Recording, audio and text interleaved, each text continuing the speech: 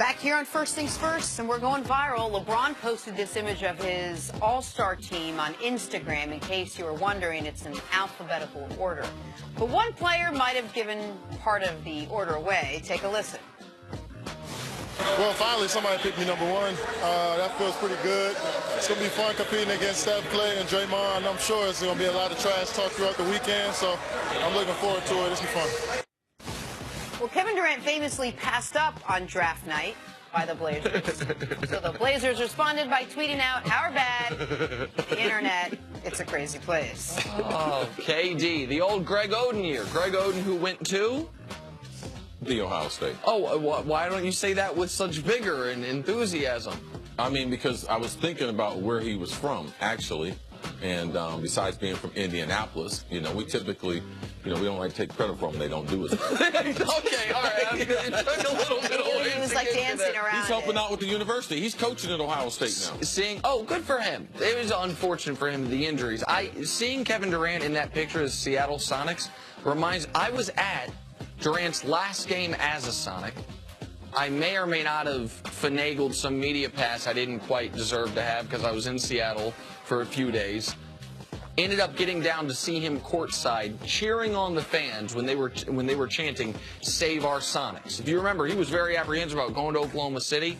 Like that, it's crazy to think that he played a year with Seattle. Like, I don't know if people remember that, but that's very young KD right after the draft. All right, time for some stories to start your morning. The Dallas Cowboys are home watching the Super Bowl for the 22nd straight year. They're coming off a disappointing season where they finished 9-7 and missed the playoffs. Jerry Jones said, "We just need to take advantage of what we have in Dak."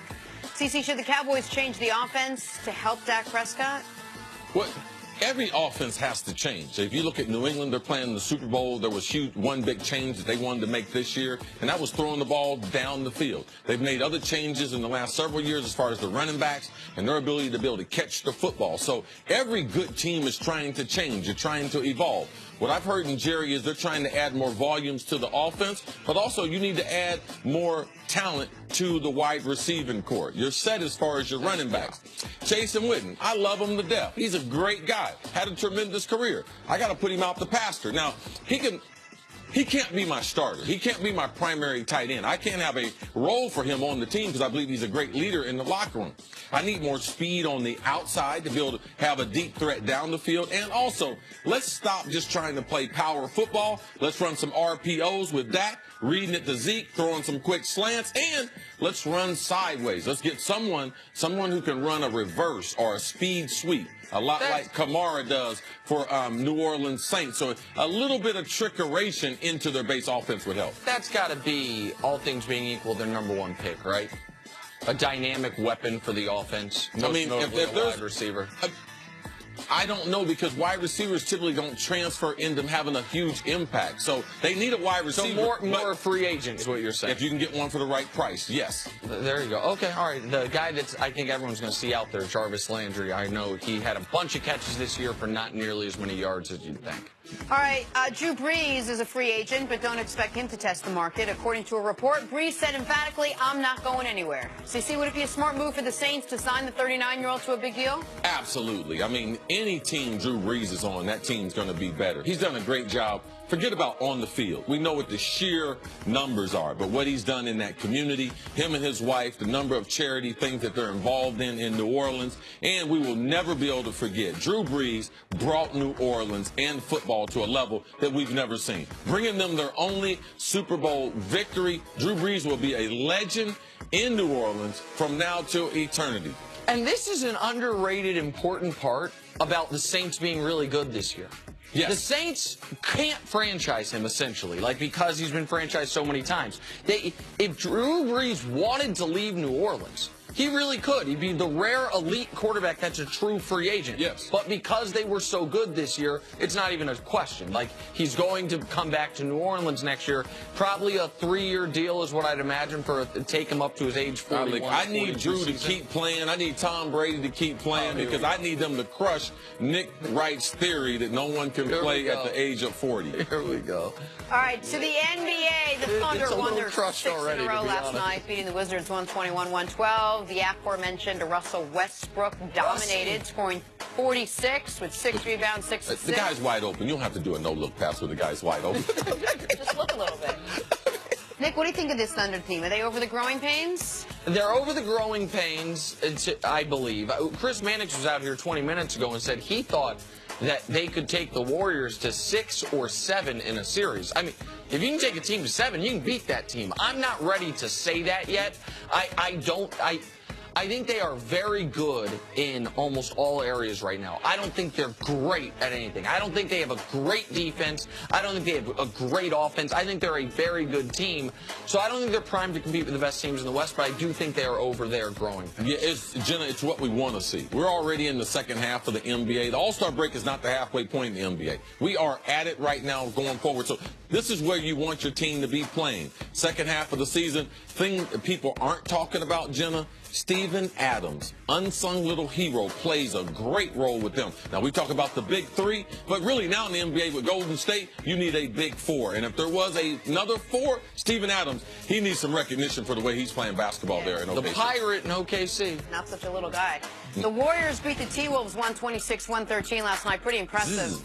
Even more impressive, Durant, Steph, and Clay combined to shoot 27 from 3. How many points did they have? Like shoot around. 78. 78 combined points. Is this team, Nick, just unstoppable when they shoot like this? Absolutely. Any team can be unstoppable if 3 guys go 18 of 27 for 3. The issue for when you're playing Golden State is they are the most likely to go 18 of 27 from 3 for 3 guys. Now, I do want to be fair to Minnesota, who's been playing very well. They didn't have their best player, Jimmy Butler, but with the way these guys were shooting, I don't know how much that would have mattered. When the Warriors are hot like this, no one can touch them. Like, if they catch fire like this in a series, doesn't matter who they're playing, doesn't matter how well the other team's playing, they're unbeatable like this. Second time in 3 weeks, all 3 of their guys have gotten at least 25 points. Their shooting's very special, but the thing that's more special is their ability to pass the basketball. That's why 4 years ago, why the nation fell in love with Golden State. It wasn't just the names, it was their ability to move the ball around. It's so unselfish, and their ability to compile assists like no other team. They are an example of how the game should be played from a passing to a guy for a better shot. How many times in this highlight do you see a guy turn down a good shot to get his teammate a great shot? Yeah. All right, finally, the Cavs are hoping to get back on track tonight. Any night, really. Pick a day that ends in Y. Yes. That's the day they want to get back on track.